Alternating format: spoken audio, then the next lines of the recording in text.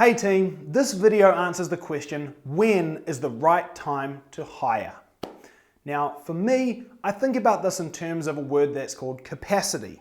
So if we think about a person's capacity as being 100% of their time, often we wait until we're at 110, 120, 130% of our capacity before we hire.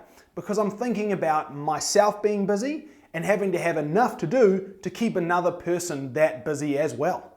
Problem with that is you are tapped out at that point. You're so busy, so stressed, so overwhelmed that you can't actually focus on hiring and onboarding and training and building the systems to make this person successful. Not to mention, you're so busy that you can't focus on marketing or sales or doing the things to keep that new hire busy. So what we recommend is to hire when you feel that you're at 80% of your capacity, not even 100.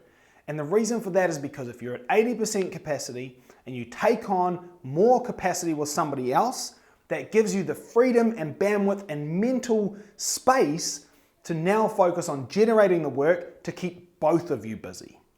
And from there, when you are both collectively at 80% of capacity as a business, hire again.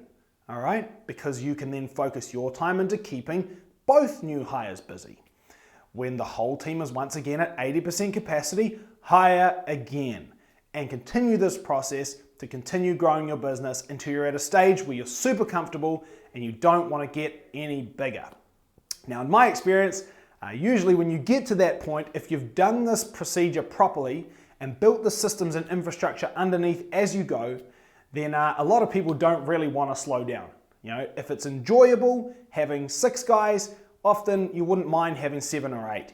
The only reason that you're going to stop at the 6 guys is because things are so stressful, so overwhelming, and there's so much to do, which would signal to me you're over that 80%.